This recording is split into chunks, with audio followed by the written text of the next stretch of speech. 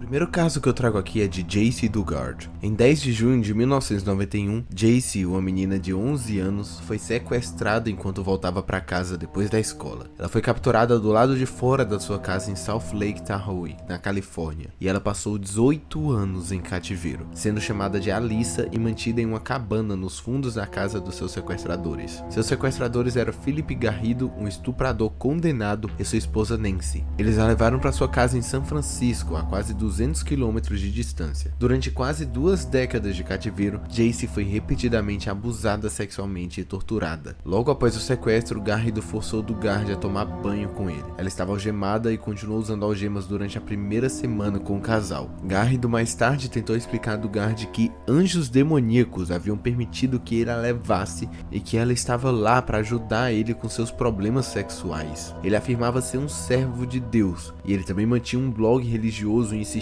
que era capaz de controlar o som com a mente. Era um cara muito perturbado. Durante surtos de metanfetamina, Garrido fazia Jaycee tentar ouvir as vozes que ele ouvia em sua cabeça. Ele a vestia e a fazia recortar imagens de revistas pornográficas. Durante a maior parte que ela estava em cativeiro, a Jaycee não podia escrever ou dizer o seu nome. Após cerca de 3 anos de cativeiro, ela foi libertada das algemas, mas continuou sendo mantida em seu quarto trancado. Nesse momento, eles perceberam que ela poderia estar grávida. Ela acabou dando à luz a um filho quando tinha 14 anos e outro aos 17, ambos resultados dos abusos repetidos de Garrido. Garrido instruiu a Jaycee a dizer que as suas filhas eram na verdade suas irmãs mais novas e que todas deveriam chamar a Nancy, que era a esposa dele, de mãe. Jaycee ocupava seu tempo cuidando das suas filhas durante o restante do seu cativeiro. Embora seu local de moradia tenha mudado ao longo dos anos, eles passaram a maior parte do tempo vivendo em uma área no quintal, composta por galpões, barracas e uma cerca alta. Um desses galpões era a prova de som e era usada pelo sequestrador para escrever, cantar e gravar músicas religiosas e músicas country românticas. Em agosto de 2009, mais de 18 anos após o sequestro dela, Garrido visitou um escritório do FBI com um ensaio de 4 páginas, alegando ter desvendado os segredos para ajudar pessoas tentadas por crimes sexuais. No mesmo dia, ele visitou um escritório da Universidade de Califórnia, acompanhado das 2 filhas de Jaycee. Ele pediu para realizar um evento religioso especial sobre suas descobertas, e desconfiados, os policiais se envolveram antes de descobrir Jaycee e suas filhas. Quando foi questionado pela primeira vez, Jaycee afirmou estar fugindo de um marido fictício, alegando que Garrido era seu salvador. Ela manteve sua identidade falsa como Alyssa, dizendo para os policiais que Garrido era um homem mudado, apesar de suas condenações anteriores por crimes sexuais. Ela também disse aos policiais que Garrido era bom com suas filhas. Após o interrogatório mais detalhado,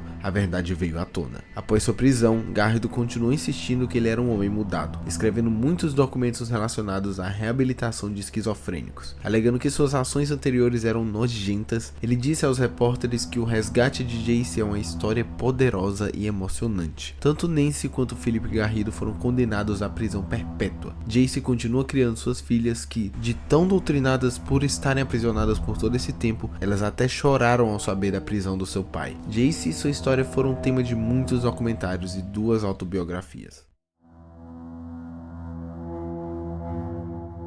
Esse próximo caso é da Elizabeth Smart. Em 4 de junho de 2002, a Elizabeth era uma adolescente de 14 anos e ela foi se deitar como de costume em sua casa em Salt Lake City, em Utah, onde morava com seus pais e 5 irmãos. Nas primeiras horas da manhã seguinte, ela foi sequestrada por um homem que entrou ilegalmente em sua casa. Elizabeth dividiu o quarto com sua irmã de 9 anos, Mary Catherine, que ouviu toda a cena acontecer enquanto fingia estar dormindo. Com medo de intervir, ela ficou só ouvindo enquanto via sua irmã sendo arrastada embora. Em um depoimento que descreve de forma sinistra o crime, a Mary Catherine disse aos repórteres que o sequestrador, embora estivesse armado com a faca, era educado, bem vestido e metódico. Quando Mary Catherine achou seguro sair da cama, ela contou aos pais o que havia acontecido. Eles acreditaram inicialmente que ela estava tendo um pesadelo e procuraram a filha deles pela casa. Mas Mary Catherine insistiu, dizendo que vocês não vão encontrá-la. Um homem veio aqui e a levou, e ele estava com a faca. Após perceberem a verdade, a família entrou em contato com a polícia e a caçada ao sequestrador começou, com a recompensa de $250 mil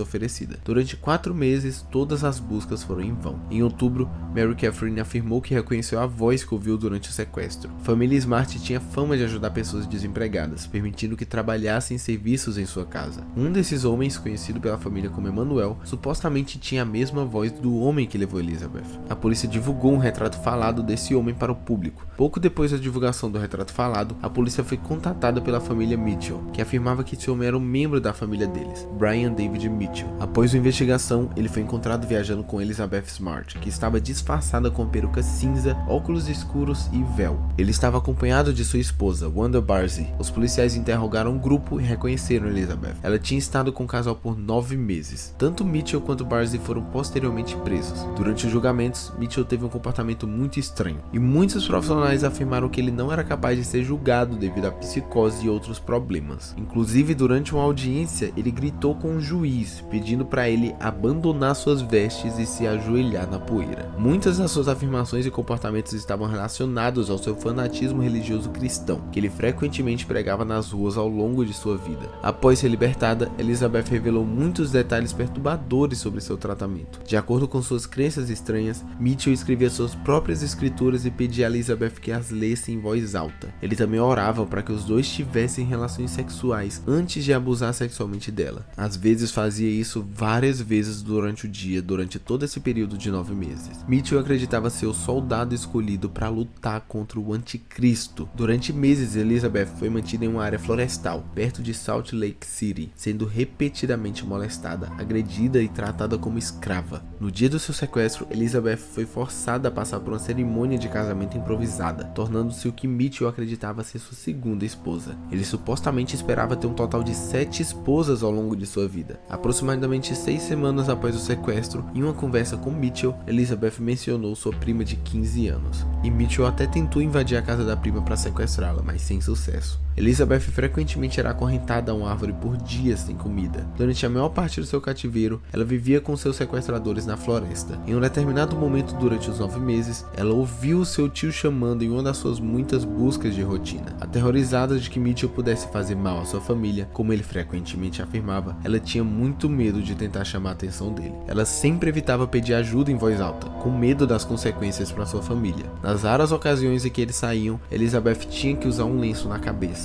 Durante uma dessas saídas em uma biblioteca da cidade, um policial que suspeitou que a garota de lenço pudesse ser Elizabeth abordou Mitchell. Mitchell conseguiu convencer o policial que ela era na verdade a sua filha. Em novembro de 2009, Wanda Barzee foi condenada a 15 anos por seu papel de sequestro. Brian David Mitchell recebeu prisão perpétua sem possibilidade de liberdade condicional. Agora Elizabeth é casada e tem 2 filhos, e ela frequentemente fala publicamente sobre toda essa história que ela passou. Eu espero que você tenha gostado desse vídeo de hoje, e se tiver gostado, não se esqueça de deixar um like e se inscrever no canal para poder receber nossos próximos envios, tá bom? E agora eu vou estar deixando na sua tela uma sugestão de outro vídeo aqui do canal, que com certeza você vai gostar muito se você tiver gostado desse. Eu te vejo no próximo vídeo.